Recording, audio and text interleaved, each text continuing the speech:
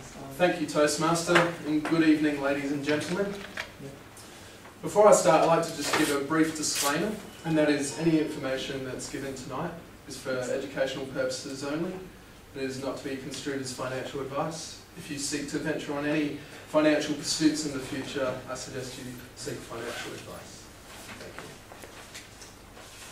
you. Money. Now, money conjures up many emotions for you, I'm sure. Some of you might be saying, just show me the money. Some of you might be thinking, money, that just leads to nastiness and evil and things like that. Money is just a concept for some people. Money in an economy used to be about a tangible asset representing how many gold reserves an economy had. Not so much today. I once heard a person say that money is amoral, meaning it is neither good nor bad. So if we have money just sitting on a table right here, you could have one person come, pick it up, and go and invest it in things that are perhaps going to harm people, invest in terrorism or things like that. You could say, from that, I deduce that money is bad.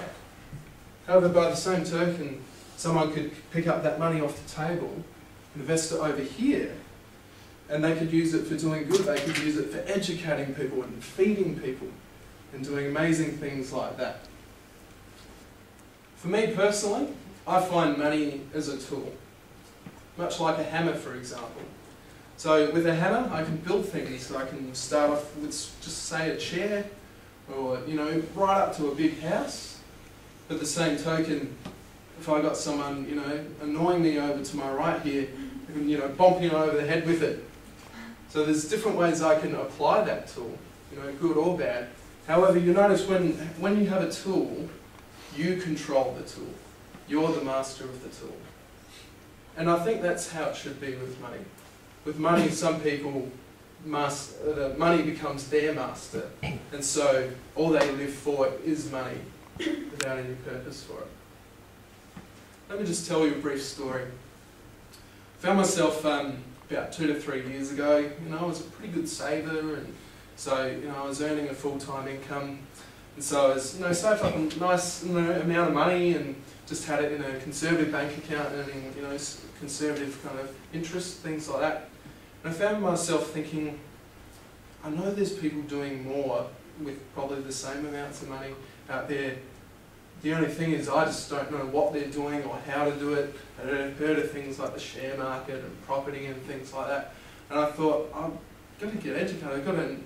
I know there's something better I can be doing with that. And I happened to be talking to a friend of mine about this, and he suggested, well, why don't you go and find out some organisations that specialise in educating people on investments and doing good things with money.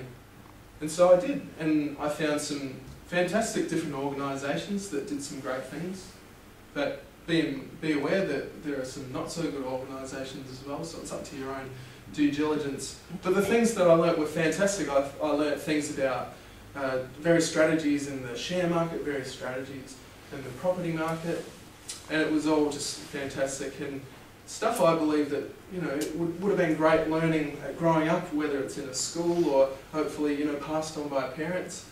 But either way, I'd just like to share with you one particular strategy I learned for the property market. Now, this is not so much related to investment properties, but actual owner-occupier properties. So an owner-occupier property is basically a property that you own to live in as such. Now, to buy a property, you need to do some sort of dealings with a bank, because most of us don't have a spare, $500,000 lying around. So what most people do is they go and get a loan from a bank, and it's normally a principal and interest loan. So a principal is how much you owe on the loan, and the interest is the cost of the loan, so that you pay on top as extra. One strategy that I learned that was quite good was actually just doing interest only. And interest only isn't purely interest only, you actually have the flexibility to pay more on top. Now, bear in mind that with a principal and interest only loan that goes for say 30 years, the first third of that lifespan of loan is predominantly interest and so you're not even really touching the principal. However, with this interest loan, you can attach what's called an offset account. Now, offset account, you may be wondering what on earth is that? Now, that's basically similar to a bank account. It has a BSB number and an account number, and you can actually have your salary go straight into that account. You've still got access to that account, but it actually reduces the principal on your loan. Therefore, if the principal is less, your interest repayments are less. And it's been shown doing it this way actually reduces the life of the loan significantly. So, basically the purpose of what I'm trying to tell you tonight is just to encourage you in invest in your own education when it comes to money, because while it isn't everything, it is still an important part of living in this world. And I also encourage you to do good with your money. Don't just keep it for selfish purposes, or hopefully not even evil purposes, but do good and bless others with it. Thank you.